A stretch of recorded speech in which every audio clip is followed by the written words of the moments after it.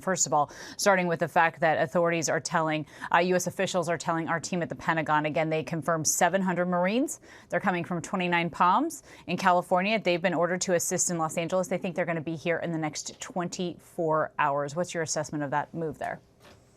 It's a little surprising for me. I didn't see that coming, but we talked about it, but I didn't think it would happen. So it's a little surprising that it has. Mr. Heggs has said it, and now they're deploying. Generally speaking, in these type of situations, we just use the National Guard. And I'll tell you, Kana, we've used them time and time again in New York and around the country. They've used them as well. They come in and they stabilize.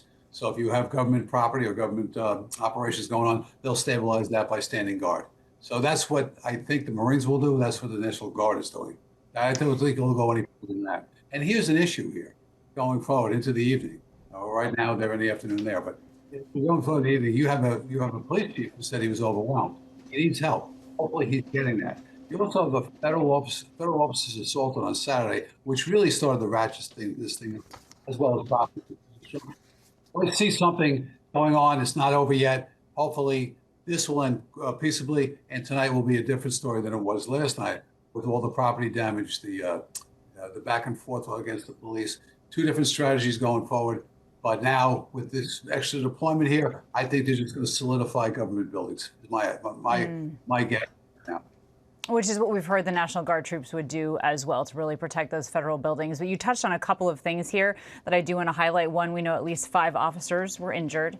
Another thing that we heard from the police chief as well, though, in Los Angeles, he said that days 2 and 3 in a civil unrest generally tend to turn more violent. So it sounds like that's something that we saw last night. Do you think that moving into day 4 today, we might see a change there and that it may not get so violent tonight? No, listen, the chief is, if you don't stem that the first night with significant deployment, you're going to have day 2, 3, 4, and 5. So you have to go out there immediately when this happens and kind of stem this violence here. So I don't think it's going to get any better than the last night. Hopefully he has a resource.